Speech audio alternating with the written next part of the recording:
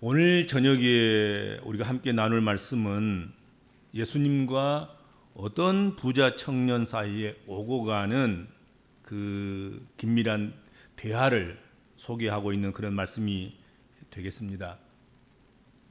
이 대화의 기사는 마태복음도 있고 마가복음도 누가복음도 기록하고 있는 공관복음에 함께 나온 기사이지요. 본문에 등장하는 이 어떤 청년은 주변에서 부러움을 살 만큼 충분한 부자였고 부자 청년이라고 나오지요. 뿐만 아니라 누가복음 18장에 보면 이 청년은 부자일 뿐만 아니라 괜찮은 위치에 있는, 괜찮은 직종에 속하여 있는, 그리고 그 직종에서도 대단히 권세가 좀 있는 그런 관원이기도 했다는 거지요. 부자이고 대접받을 수 있고 흠모할 만한, 누구든지 조금 이렇게 그런 일들을 하고 싶어 하는 그런 관청의 관원이었고, 그것도 상당한 위치에 놓여 있는 그런 사람이었다 하는 것이죠. 거기에다가 이 청년은 유대인으로서 어려서부터 아주 성실하게 율법대로 살려고 몸부림쳤고 또 살아왔어요. 그러니까 신실한 사람인 거지요. 물질이 풍성하고 또 명예롭고 영광스럽고 또 영향력 있는 직업에 그 일들을 감당해 나가고 있고, 그러면서도 불구하고 영적으로도 신앙적으로도 또 유대교에서 인정받을 만한 율법에 충성스러운, 율법에 충실한 그런 사람이었다 하는 것이죠. 뭐 이만하면 그 시대에 뭐 엘리트인 거죠. 엘리트 중에서 엘리트라고 볼 수도 있겠습니다. 자, 이만하면 어디를 가더니 목이 뻣뻣하고 기고만장할 만한 그런 사람이 아닐까. 사람이 부자가 되면 사람이 관청의 직급이 높아지고 또 그것도 영향력 있는 그런 관원이고, 그리고 그 시대에 율법의 기준으로 봐서 흠잡을 것이 없는 율법을 잘 지키는, 그래서 신실하고 존경받는 그런 사람이라고 한다고 하면 자신도 모르는 사이에 목에 힘이 들어갈 수 있지 않겠습니까? 또 말에도 힘이 들어가는 것이고. 그런데 마가복음에 보면 이 청년이 예수께 와서 오늘 대화를 시작하는데, 먼저 질문을 던지는데, 예수께 와서 길에서 무릎을 꿇고 물었다, 그렇게 표현되고 있단 말이죠. 마가복음 10장 17절에 보면 예수께 나와서 그냥 뭐 나이도 별 차이가 안 날 것 같은데, 예수님의 나이나 이 부자 청년의 나이나 이 관원이나, 그런데 예수께 나와서 길에서 무릎을 꿇고 예수께 물었다 하는 것이죠. 당시에 부자이면서 관리가 이런 태도를 취하기는 무척 어려웠을 텐데 그렇게까지 했다는 거지요.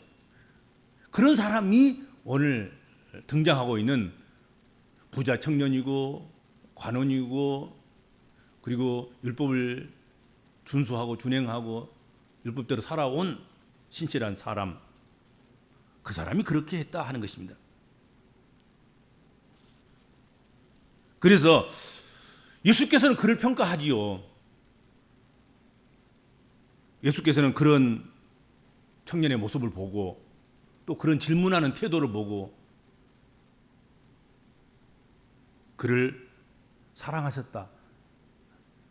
마가복음 10장 21절에 보면 그런 예수님의 평가가 있었던 것이죠. 문제는 이렇게 여러 가지 장점들이 많은 부자이기도 하고 관원이기도 하고 철저하게 율법을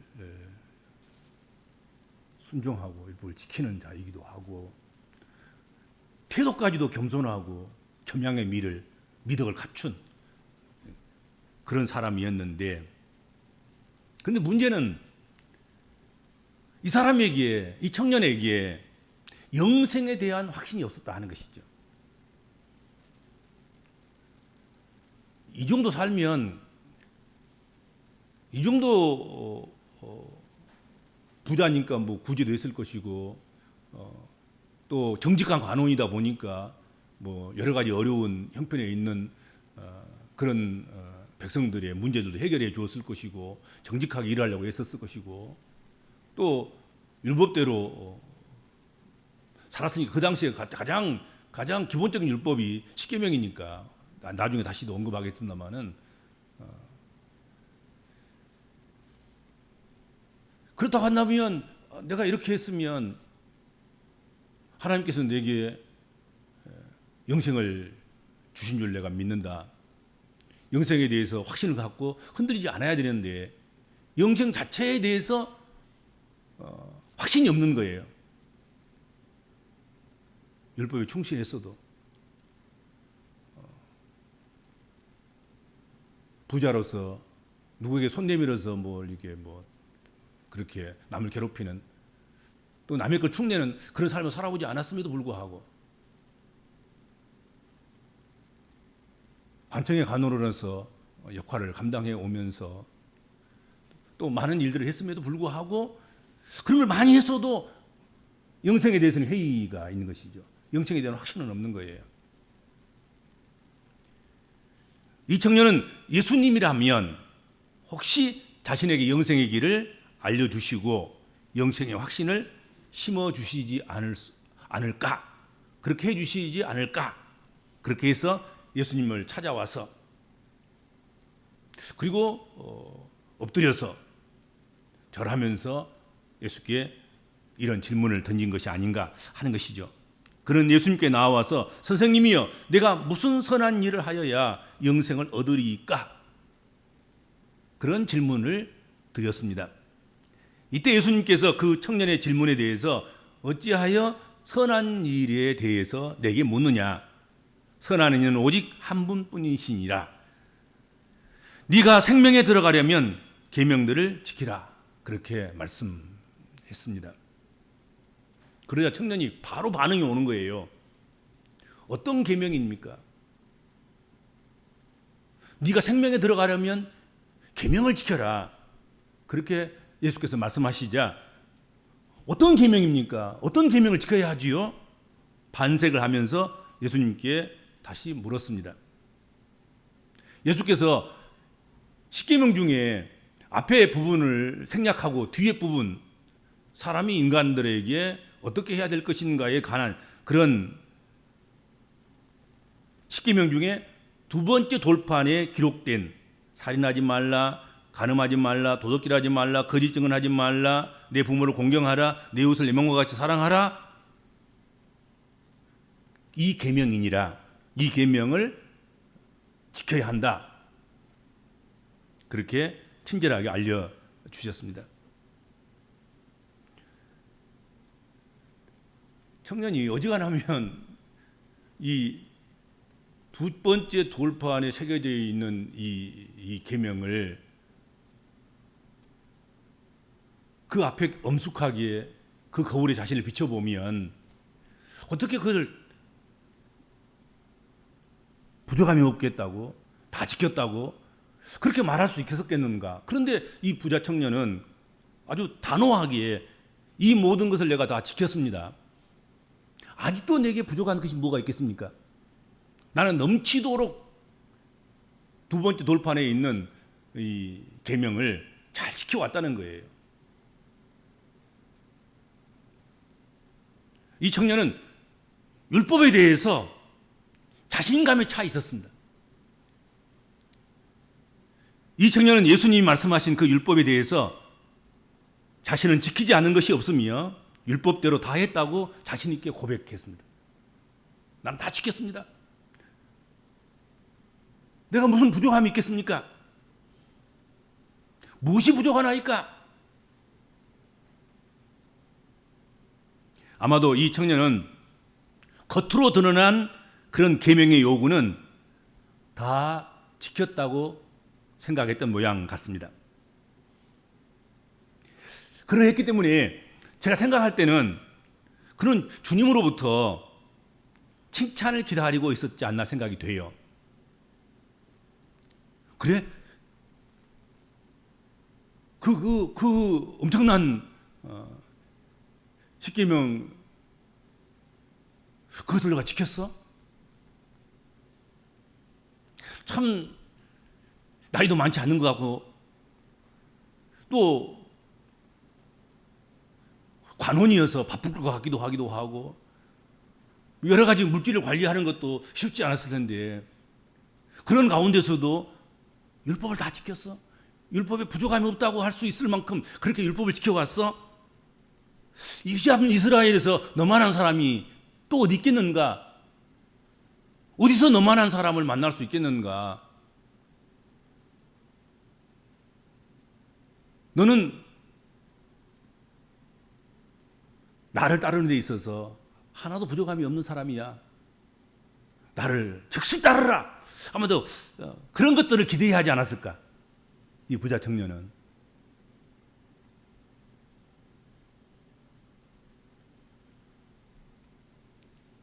누가 감히 이런 계명을 다 지켰다고 주님 앞에서 말할 수 있었겠습니까?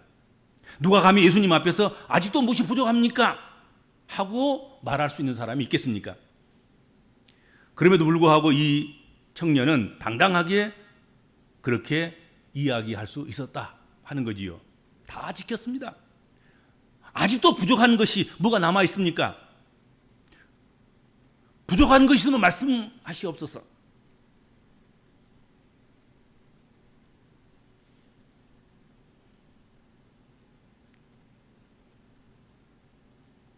칭찬을 기대했겠지요. 뭐 조건 없이 나를 따르라 뭐 그렇게 했을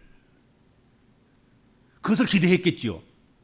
그런데 예수님께서는 칭찬 대신에 즉시 나를 따르라 그렇게 하시기 전에 그 청년이 가진 한 가지 부족한 것을 지적하셨단 말이죠.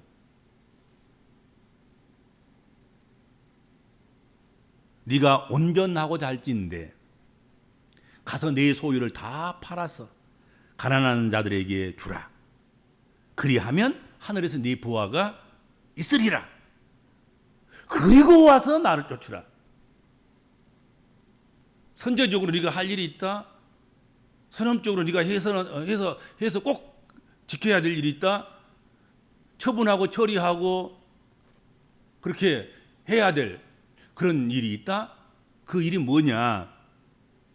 네 가진 소유를 다 팔아서 네 물질을 다 처분해서 가난한 사람들에게 주라. 그리하면 하늘에서 네 부하가 있을 것이다. 그리고 와서 나를 쫓으면 너는 영생 얻게 될 것이고 구원 얻게 될 것이고 그럴 것이다. 그리고 와서 나를 쫓아라. 그렇게 말씀을 하신 것입니다. 여러분, 사도 바울도 자신이 예수님을 만나기 전에 부활하신 주님을 다메섹 도상에서 만나기 전에 이 청년의 말처럼 율법의 의로는 흠이 없는 사람이라고 생각했습니다. 그렇게 고백했습니다. 그렇잖아요.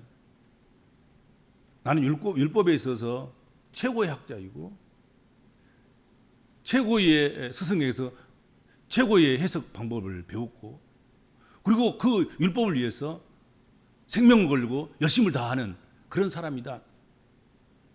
나는 율법의 의로는 아무 흠잡을 것이 없는 흠없는 그런 사람이다.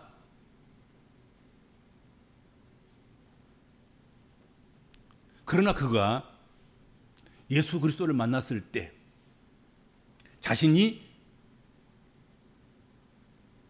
작은 자 중에서 가장 작은 자이고 죄인 중에서도 가장 큰 죄인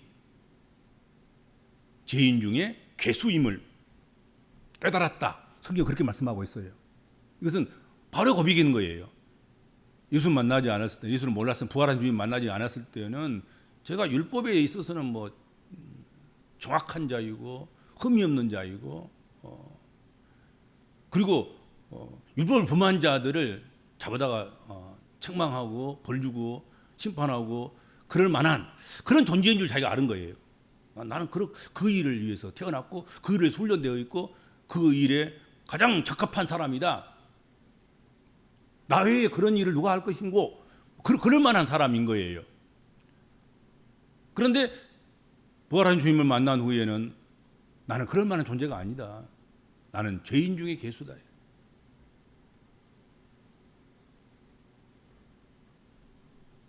누구나 예수 앞에 서기 전까지는 자신을 모를 수 있습니다. 이 청년은 자신이 율법 앞에 완전한 자로 여겼습니다. 예수를 몰랐을 때. 예수 앞에 지금 이 질문을 하기 전까지 자신은 율법에 대해서 완전한 자로 생각했단 말이죠. 나만한 사람이 누굴까? 그렇게 모습들은 겸손하고 철저하게 그렇게 살아왔던 그런 삶을 살아온 사람일지라도 자신도 모르는 사이에 율법주의자가 되어 있고 율법으로는 자기가 흠이 없는 사람이라고 여기게 되었고, 그런 것들이 지금 잠재되어 있는 것이죠. 그 속에 있는 것이죠. 예수님께서는 이 청년의 문제를 보시고 계셨다 하는 것이죠. 이 청년의 문제가 무엇인가 주목하고 계셨고 알고 계셨다 하는 것입니다. 그가 영생을 얻는데, 그리고 예수님을 따르는데 결정적인 하자, 결정적인 방해물, 그것을 가지고 있다 하는 것을 보신 거예요. 그것은 다른 것이 아니라 그의 재물이었고 그의 돈이었고 그의 소유였다 하는 것이죠.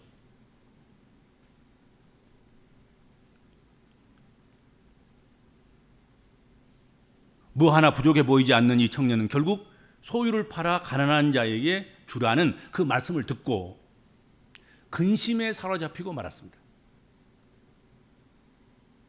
그리고 와서 나를 따르라 하신 그 말씀 앞에서 영적인 당당함은 온데간데 없고 고개를 떨구고 근심하고 돌아갔다. 오늘 성경에 그렇게 말씀하고 있습니다. 그 청년은 재물이 많음으로 이 말씀을 듣고 근심하여 나가니라. 오늘 본문에 그렇게 되어 있죠. 예수께서 말씀하시는 그 말씀 앞에서 그가 재물이 많음으로 근심하여서 예수 앞을 떠나갔다.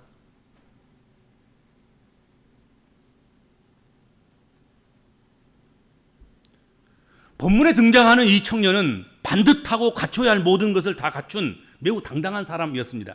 하지만 조금의 흔들림도 없던 그 당당한 태도는 무엇 앞에서, 소유 앞에서, 물질 앞에서, 돈 앞에서 휘청거리고 많은 모습을 우리가 오늘 성경에서 볼 수 있다 하는 것입니다. 근심하면서 갔다.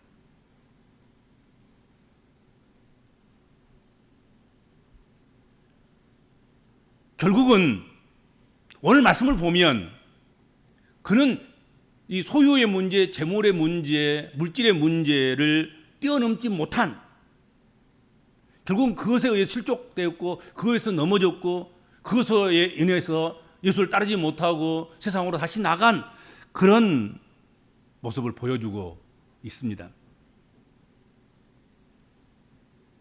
성경을 찾아보면 이후에 이 부자 청년에 대한 기록은 없습니다. 좀 나중에라도 좀 이게 좀 마태나 마가나 누가에 의해서 그 후의 일들을 좀 기록해 줬으면 참 좋았을 텐데, 근데 그건 없는 거예요. 어쩌면 훗날 자산을 모두 다 정리하고 돈의 문제를 극복하고 물질의 문제를 극복하고 소유의 문제를 극복하고 그것을 가난한 자들에게 다 나눠주고 예수 그리스도를 따라설 수도 있을 것이다 하는 거지요. 근데 성경에는 노코멘트예요. 아무 이야기도 전해주고 있지는 않습니다. 그리고 다시 이 사람이 돌아와서 예수님의 제자가 되어서 어떤 역할을 했다거나 초대교회에 무슨 역사를 이루었다거나 사도행전의 그 성령 역사에 참여했다거나 뭐 그런 건 없어요. 전혀. 그렇죠?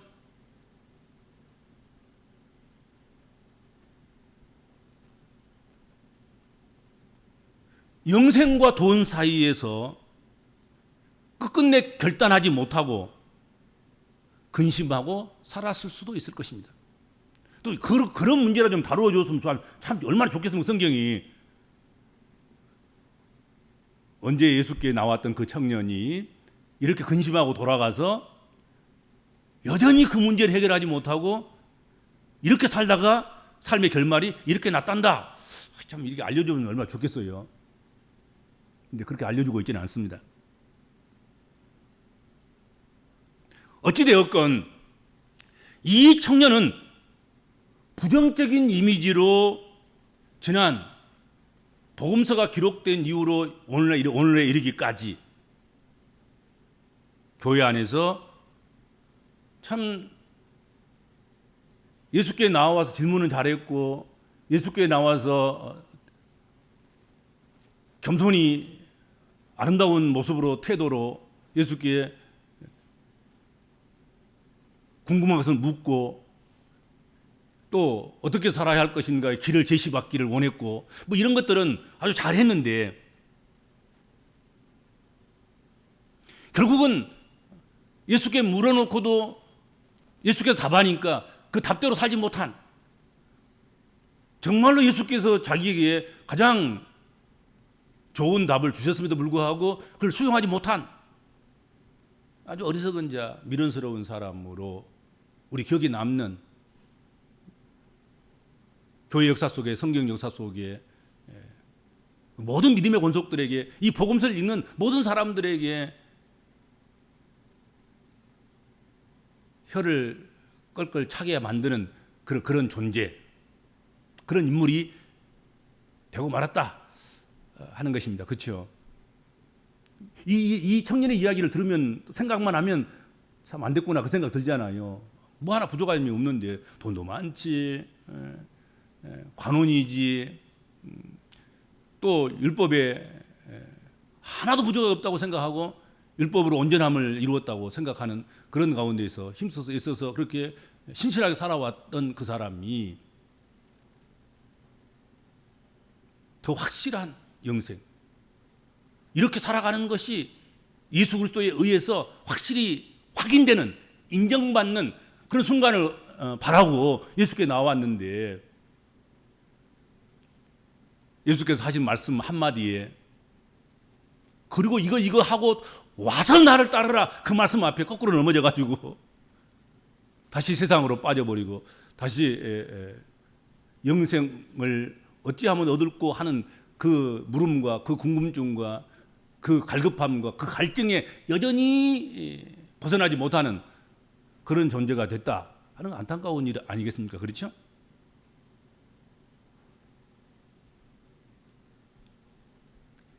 이 부자 청년의 문제가 물질의 문제, 돈 문제, 소유의 문제 때문에 근심하며 돌아가서 그렇게 다시 돌아왔단 말도 없고 나중에라도 그 말씀에 순종해서 처리를 다 하고 그리고 와서 주님을 따랐다는 말도 없고 어쨌든 돈 문제, 소유의 문제, 물질 문제에 그것 때문에 근심하면서 다시 세상으로 돌아가서 세상 사람들과 같이 세상 사람처럼 그렇게 살아갔다 하는 것이죠. 그런데 여러분 예수께로 왔던 사람들이 뭐하고 그리고 와서 나를 따르라. 주께서 그렇게 말씀하셨을 때 거기 물질 문제만 있을까요? 수없이 많은 문제가 걸려 있는 거예요. 이건 하나의 샘플인 거예요. 이 부자 청년은 방해물이, 올무가 물질이었을 뿐인 거예요. 어떤 사람은 아무것도 아닌 가볍게 흘려 넘길 수 있는 그런 작은 것에서부터 시작해서 많은 여러 가지 문제들이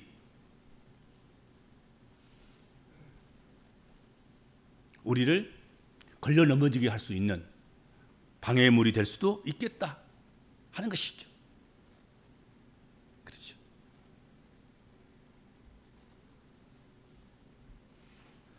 우리가 예수님을 쫓아 살아가는 이 삶에는 여러 가지 장애물들이 있을 수 있습니다. 그 장애물을 뛰어넘어야 헌신된 삶을 살 수 있는 것이죠.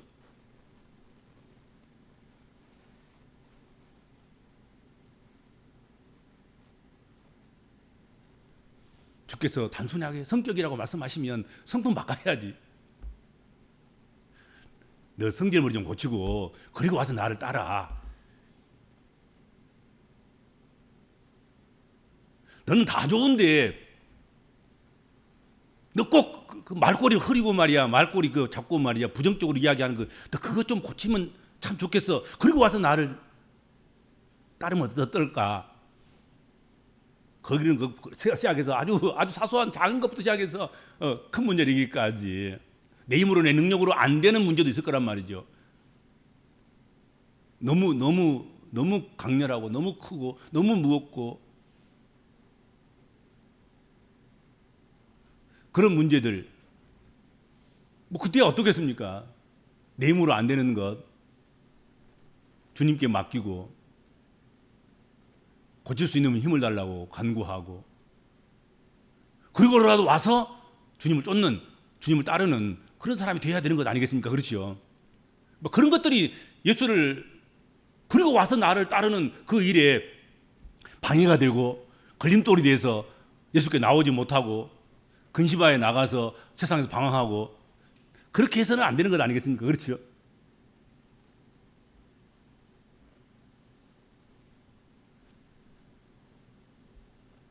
본문의 부자 청년처럼 이 장애물을 극복하지 못한 그런 사람들이 얼마든지 있었을 것이고 성경의 믿음의 사람들처럼 이것을 극복한 사람들이 또한 있을 수 있을 것이다 하는 것입니다. 성경의 많은 믿음의 사람들, 성경의 믿음의 본을 보인 사람들, 성경에서 형통했다는 사람들, 성경에서 복을 받았던 사람들, 성경에서 하나님께 쓰여임 받았던 그런 믿음의 사람들, 그들은 한결같이 그 장애물들을 잘 극복한 사람들인 거지요. 그렇죠.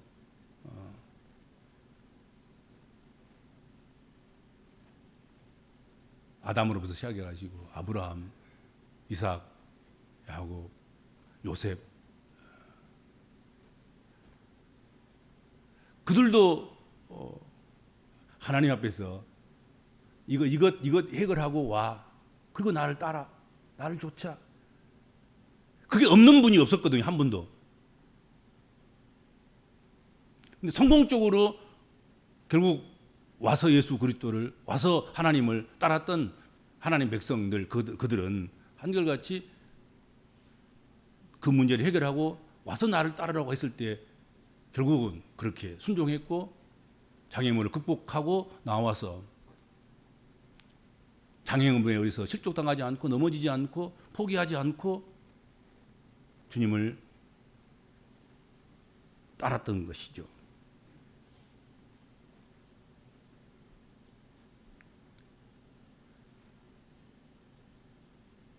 이 청년이 예수님의 말씀에 따라서 자신이 가진 물질의 문제를 해결하고 예수님을 따랐다고 한다면 우리는 또 한 사람이 위대한 믿음의 사람으로 기억될 사람을 얻게 될 수 있었을 것이다. 그런 생각을 하면 참 안타깝고 아쉬움이 있어요. 그렇죠?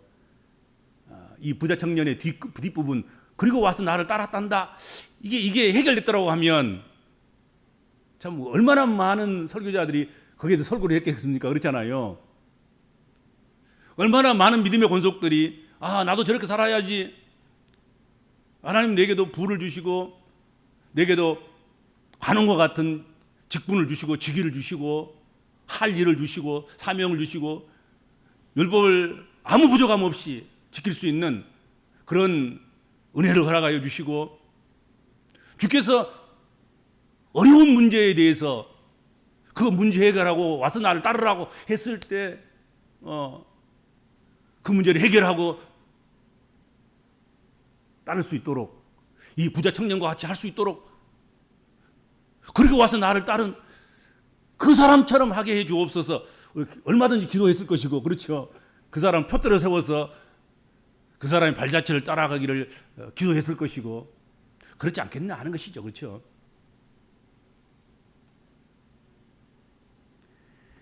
이 청년의 일을 마태, 마가, 누가복음인 공관복음에 다 기록하고 있는 것은 이 청년과 같은 일이 많이 있을 것이지만 이 청년처럼 하지 말라는 그런 교훈을 광범위하게 주시기 위한 그런 의도가 아닌가 하는 것이죠.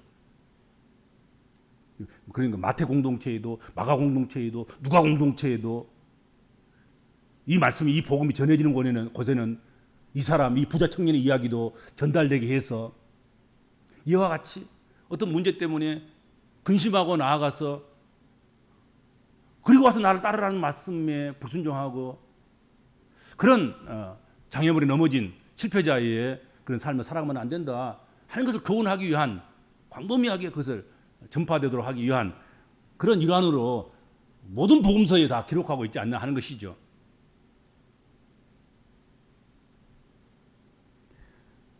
장애물을 정리하고 그리고 와서 나를 따르라고 한 그 말씀.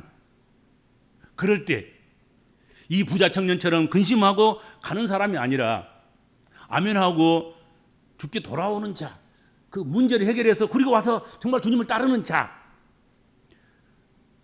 그가 복음적인 그리스도인이고 그가 주의 종이고 그가 하나님 백성인 것입니다. 그렇지 않겠습니까? 그래야 되는 것이거든요.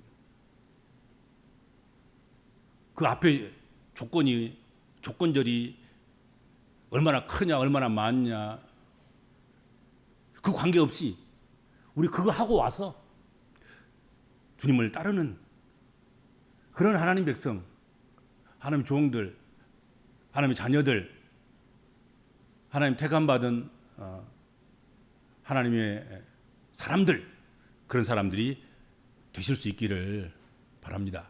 기도하겠습니다. 주님,